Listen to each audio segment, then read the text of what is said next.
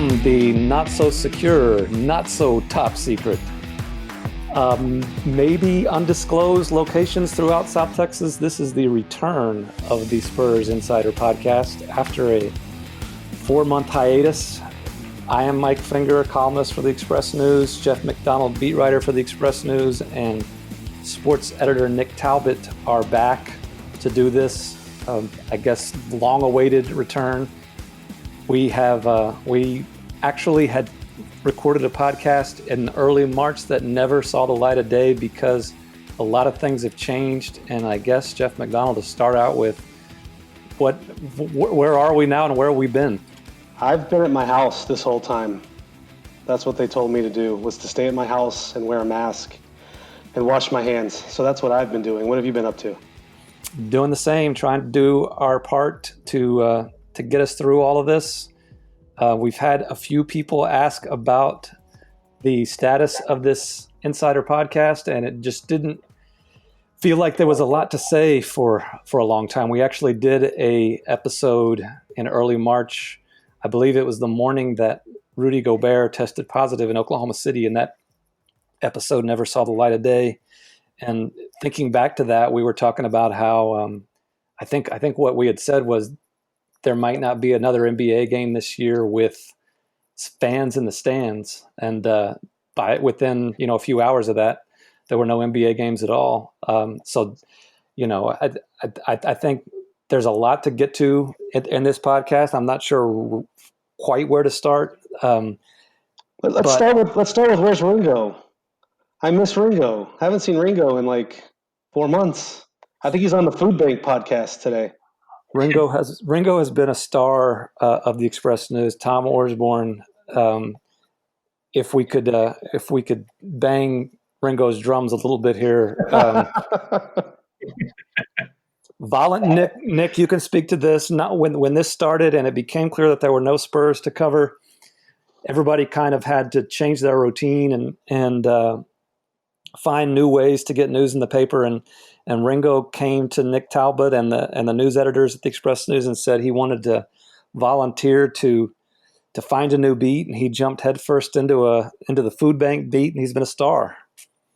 Yeah, as soon as this thing hit, what was it, 1 or 2 days after, Tom said, "Hey, if there's any way I can help out news," because that's what he does.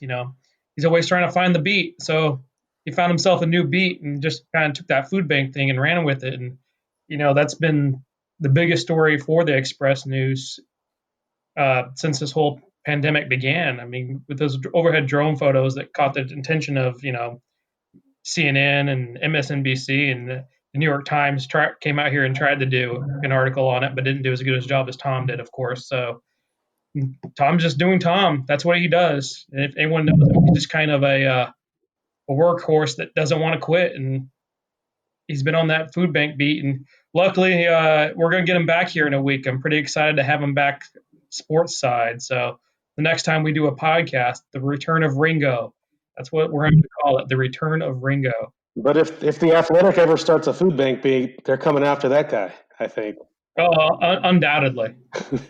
Reporters report, and Tom always just has been a natural reporter, and he's made us proud. One thing that's going on this week that hadn't been going on for most of our hiatus is NBA teams are back together again in the bubble. And you put the word bubble in quotes because it's not quite as impermeable as I think the NBA would like it to be. But just to get back to NBA discussions, the Spurs are there. Greg Popovich is there, which is kind of interesting to some, maybe a surprise to some, even though I think most of us expected that he'd want to take part. LaMarcus Aldridge is not there. Tim Duncan is not there, but the Spurs are conducting practices again. They are doing interviews with us via Zoom, including Greg Popovich. And I guess we can just start to talk about how surreal this all is and whether you guys think we are going to see NBA basketball by the end of the month like the NBA promises us. I think they'll start it, right? Like I suppose there's some sort of nightmare scenario between now and July 30th where things go awry, but I think they'll start it. I mean, it's sort of like on paper they have a pretty good plan in place. All it takes is one little drop of virus to get in there, and then it could cause a lot of problems. But I think they test so much. I think what Pop said was it makes logical sense and it's true. He's probably safer in that bubble where everybody's being tested every other day, and people that are testing positive are being removed from the bubble than he would be, walking around San Antonio right now. I don't even think that is even, debatable. Well, not to split hairs here, but he's safer in that bubble being tested every day than he would be walking around San Antonio every day. He's not safer than he would be sitting in his house. There is a degree of risk there. And I don't know. Have you ever been to his house? I have not, but I assume that he's not letting just random strangers in every night of the week.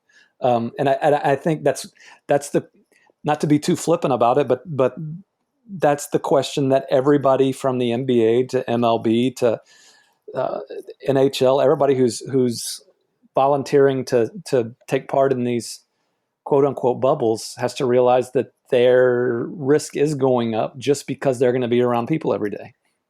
And yes, that makes them like a lot of workers in America and a lot of people who also have to, go out and see people. But it's understandable why certain players would opt out. And it's not a slam dunk that you go and you're safe. When you're around other people on the court, what have you, I think it's legitimate for somebody to say that they don't want to take part. And there's been a couple of NBA players. Our old friend Davis Bertans decided he didn't want to take part. Avery Bradley isn't doing it. The Spurs have decided that they are, including Patty Mills has decided he's going to take part and donate all the money to Black Lives Matter type charities in Australia. And I think that's been a great move for him. But I think overall, we kind of have to acknowledge that, like Jeff said, this might be a good plan on paper, but I'm not sure it's perfect in any way. Yeah, we're already seeing some reports out there that players are skipping out and leaving the bubble when they're not supposed to, and so which was obviously going to happen. Obviously, yeah, and it's on day one we're already seeing it. So that's where the fear factor comes in for a lot of those players that opted out. And can correct me if I'm wrong. I think 9 players total opted out. So they have to do what's best for their families. So that's a lot of them had young kids, or I think Avery Bradley, has a situation with his child where he's immunocompromised, and you have to do what's best for everyone involved. And that's what some players are trying to do. I just think in the middle of all this, and we're going to get back to basketball eventually, and I think that's what everybody wants. We certainly want to cover games again and write about basketball again. But I think in order to do that, we kind of have to acknowledge that any type of plan like this is fraught with all kinds of perils. And we can be honest enough to say the NBA is doing this to pay the bills. I mean, that's why teams like the Spurs are invited. The Spurs 4 months later are still not championship contenders. They're not going to be the team that is going to be standing at the end of this all. But teams like the Spurs were invited because more games. It's a way to fulfill TV contracts, things like that, and that's understandable. That a money-making enterprise like the NBA wants to make its money. It's just, I don't know. I feel a little uneasy about all this in the middle of everything that's going on in the country for leagues to be jumping back into it. And I might be alone in this podcast in thinking that, but it's just, I think part of the rest of the season is just fans and writers and players and coaches and everybody involved kind of having to deal with a little bit of unease about the whole thing. I mean, they got to make it all the way to mid-October without serious incident to pull this off. So I'm not saying it can't be done, but the odds might be stacked against it. I don't know. And the other thing is, when they had to put these plans in place so far in advance, that I think at the moment they were announcing these plans, I think the situation on the ground and in the country seemed a little bit like everything spiked after that. Like right. The day we did the the teleconference with Adam Silver where they officially announced this, it didn't really. Well, no, that day it did. But when a couple weeks earlier, when the news kind of leaked what they were planning, it didn't seem like that big of a stretch because Florida wasn't like the biggest hotspot in the world at the time. Right. And then the situation on the ground has changed rapidly, which maybe we should have all seen coming. But it wasn't. It didn't seem quite as harrowing a prospect at the moment they announced it that it does, now. Right. Do you? So, I guess a natural progression from there is: was this a good thing that not just that the NBA is doing this? We kind of covered that, but should the Spurs have been involved in this? Is this a good thing for the Spurs to be taking part in this, knowing that they're not going to be winning a title at the end of it?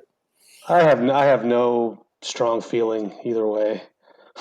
I don't know, but it's fine. It's good practice, and they make money. That's kind of what the bottom line is, right? They're in it to fulfill their final bit of their contract. I mean, and then it's good for like DeJounte Murray to get some more reps and Lonnie Walker to get more reps.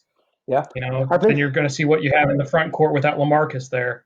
That's about the only thing that's good out of it.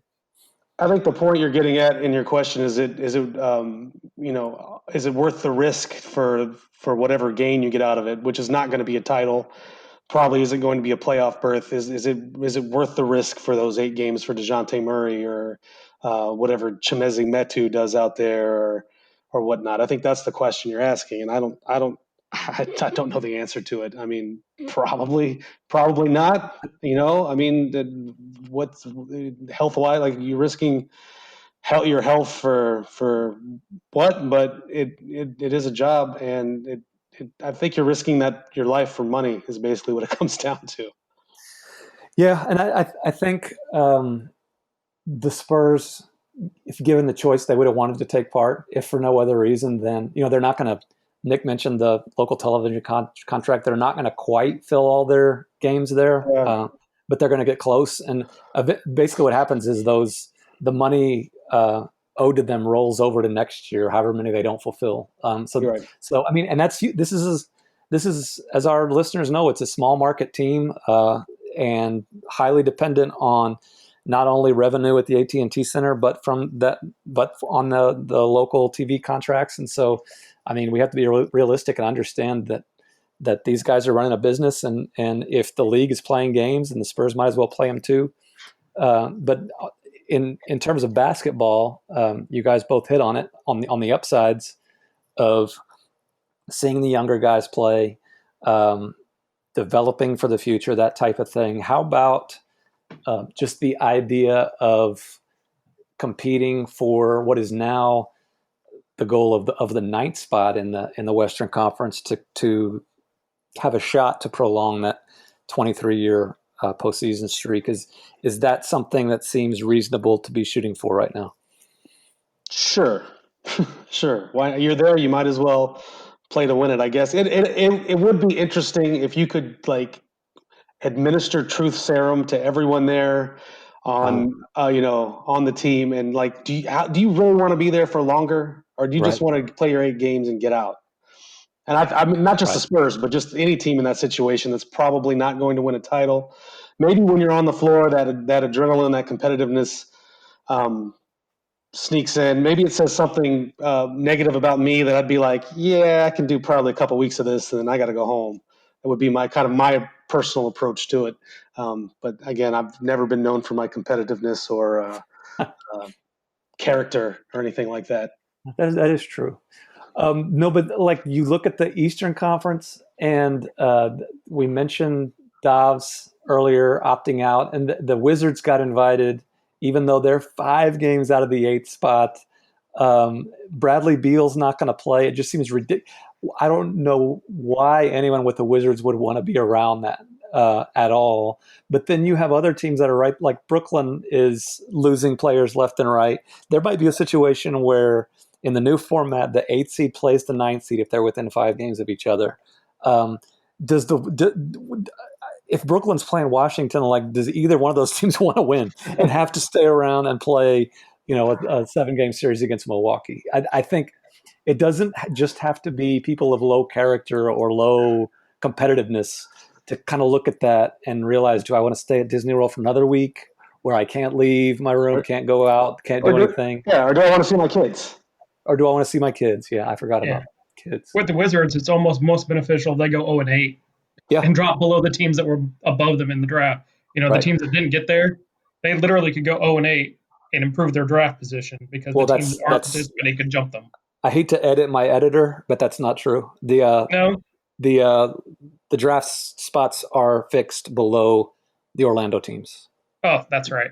You are correct. I was just looking at the standings like if they lost all 8, but you are correct. The teams that did not go to, and that could be interesting to Spurs fans as well, that the teams that did not go to Orlando are locked into those bottom 8 spots, I guess. So the worst team in Orlando would get the ninth spot in the lottery odds. That's how that works. And so along those lines, what we talked about pre-pandemic on the Spurs Insider podcast, which is supporting expressnews.com. I need to get back to that. Expressnews.com, the Spurs Nation newsletter, that is back again. Lots of good stuff on expressnews.com. There even non-Spurs related. A lot of people have been interested in our great coronavirus coverage, and really highly recommend you help us out. It's great to support local news. But anyway, back to the Spurs Insider podcast before the pandemic. A big topic was always tank or not to tank, the value of getting that 8th playoff spot or going for the lottery. Now you're going to Orlando and you're not going to have one of those 8 best lottery spots. So you might as well give it a run. And if you look at the standings, the way this has to work out is if the Spurs finish in 9th, they probably play Memphis. They just have to stay within 5 games of Memphis, which they are 4 games behind them now, and basically do 1 game better than Portland, New Orleans, and Sacramento in Orlando, and they can have that shot at Memphis for the 8th spot. It seems sort of for the Spurs like a positive situation to be in because there's no real impetus to tank. There's no real reason. You don't improve your draft standing that much by losing, and give it a shot. And if you can put yourself in that situation, it's not outlandish to think you can make that jump just by basically 1 game and prolong the longest postseason streak in major professional sports. I think their chances are better in this format than they were trying to battle their way from 12th to 8th. Absolutely. Yeah, no doubt.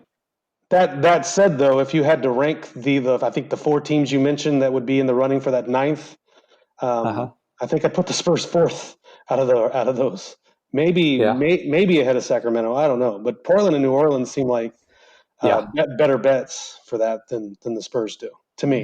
Their odds are better because there's fewer games, which means fewer variables. Well, it's because all you got to do is get to 9th instead of go all the way to 8th. That's why your odds are better. They just have to go to 9th, and even if this format was in place where they just had to get to 9th over the course of a season, it'd be lower, right? Because they have more games to play. Now they don't have LaMarcus Aldridge anymore, and that's a huge kind of detriment to them. But in an 8-game stretch, there have been 8-game stretches even in this era where the Spurs haven't been great, where they've looked great.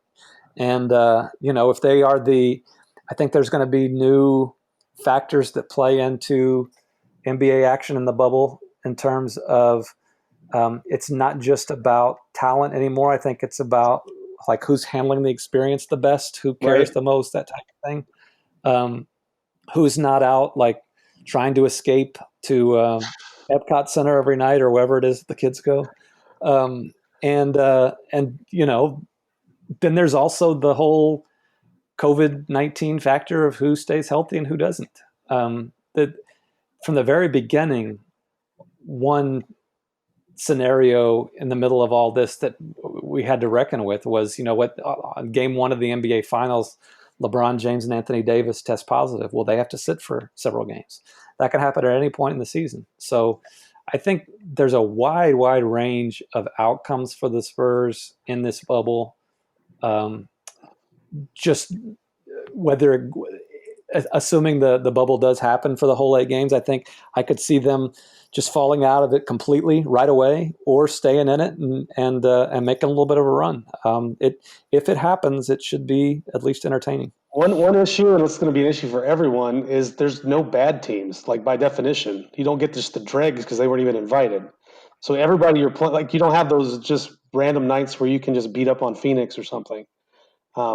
Everyone you're playing is pretty good, either a playoff team or could be a playoff team. And that's for everybody, but that's kind of interesting too. It's interesting to see who can make a run when the competition is probably higher than it would be on a normal 8-game stretch of the NBA season as well. Okay, and I know it's been a long time since you've covered your team there, but like, which team? I forgot all about them. Is George Foreman still on the team?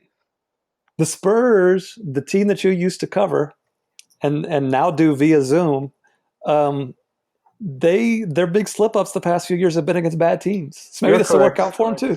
Maybe so. Maybe they'll be better off playing a better schedule. Only if the Iceman averages 40. We will see. It had been mentioned to us that one thing to discuss in this long-awaited return to the Spurs Insider podcast would just be, and I'm always fascinated at how many people care about Jeff McDonald and what he does and how he does his job. But how is this changing your job? And I'm not talking about you sitting at home for the past 4 months, but just covering the team the past week and moving forward in terms of how you're able to interview people and just cover the team that you are assigned to cover. Well, it's partially related to sitting at home the past 4 weeks because you still don't leave the house, which means there's like saving a ton on gas driving out to the practice facility and everything. So that's one thing. Yeah. It's interesting to that. I mean, for me, where I live, that to and from that saves me an hour and a half a day. So that part's been nice. Just sort of. So your stuff should be better then. No, not necessarily. I mean, come on, I'm hopeless. Okay. But that part's been interesting. Just show up at your computer at your kitchen table at a prescribed time. But as far as everybody's doing as best they can, the PR staffs, and the league is doing the best they can to make some media access accessible to us. But yeah, it's not the same. Like, you can't just sit there and have, a 10-minute conversation with Lonnie Walker or Patty Mills or Derek White and get a really unique sort of angle or piece out of it.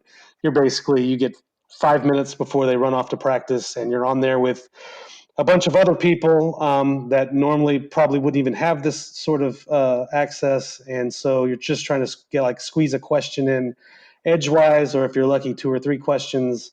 You don't really know who you're going to talk to until they present them to you that day. So if you decide I want to write about Jakob Poeltl today, you can't really do that because there's no guarantee that's going to be the guy they can get. So it really does limit sort of what you can write, how you can write it, how good it can be. I think just like the league, just like the teams, we're just trying to get through these bubble games, these COVID games as best as we can, just do the best we can do with the circumstances and the situation that is, given us.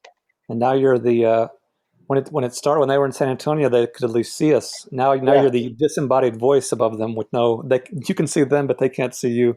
It's just it's awkward in so many ways. But like Jeff said, we're trying to make do and hoping that it can all get back to something resembling normalcy, hopefully by next season. I'm really tired of talking at my computer, so I'm glad you guys invited me on a podcast today from my house.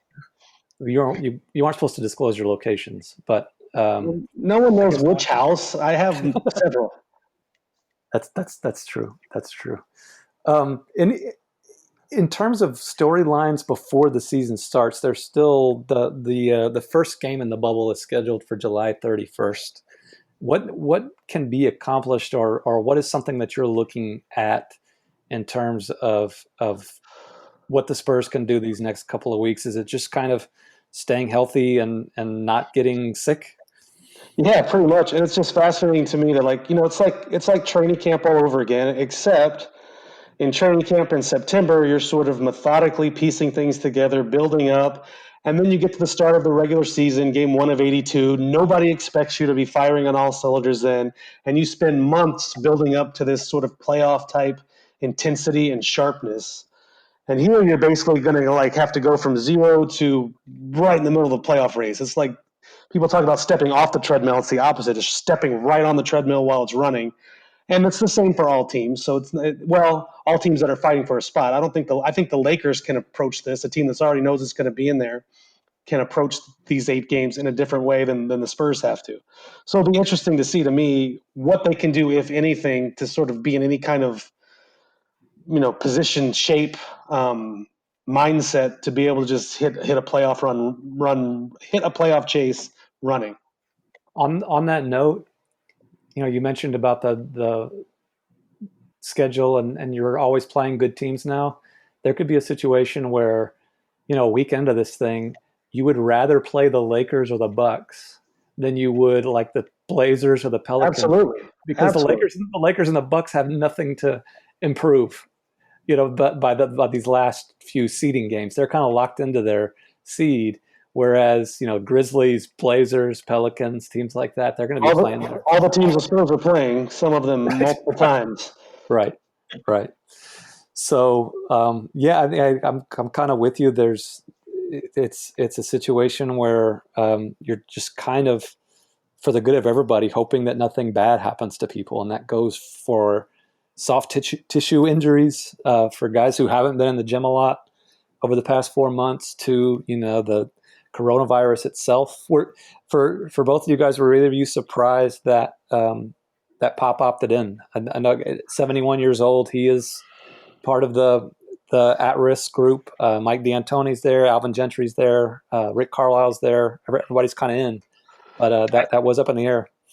Yeah, no, you don't want to be the only coach that's opting out, and it just doesn't really fit who Greg Popovich is. I mean, you go back to what he used to say is that he he'd retire when Duncan did, but he didn't do that. He's the Olympic coach, and it's just kind of who Greg Popovich is at this point. He's a basketball coach, right? I mean, that's at the end of the day, that's what he's always been and he's going to be. Here's something to consider if you want to go there. The very last games of Greg Popovich's coaching career could come at Walt Disney World in front of no fans. Yep, it's a distinct possibility. That's and in a way, I mean, that just kind of showed, like I wrote a few weeks ago, a gig's a gig, and for these guys, you just go where the game is. And you mentioned towards the beginning of the podcast, Pop feels safe there. They are being tested every day. He probably will be safe. But it's one of the storylines that we'll be watching in the bubble. The idea that this could be the end of Greg Popovich in the NBA. I kind of think that there's still a pretty decent possibility he could come back next year. I'm leaning one way less than I was before all this. I think it's been such a cluster, that maybe you don't want to go out this way. If for no other reason than the Olympics have been pushed back a year. Yeah. And so if the Olympics aren't going to be till 2021, he might as well keep coaching through that. So this could have changed all that. We have a DeMar DeRozan's decision. We have LaMarcus Aldridge training back at home with Tim Duncan. Will he be back? All those things we can get to in future episodes of the Spurs Insider podcast. Again, I guess it's nice to be back, kind of awkward, but like everybody else, we just got to get back into the swing of things. We'll be doing these maybe one more before the season starts and getting back in a regular routine. Glad to have everybody back. Subscribe to that Spurs Nation newsletter. Come to expressnews.com. Read all of Ringo's food bank stories. They've been outstanding. And until then, what's the catchphrase again? Take care of each other and keep it real.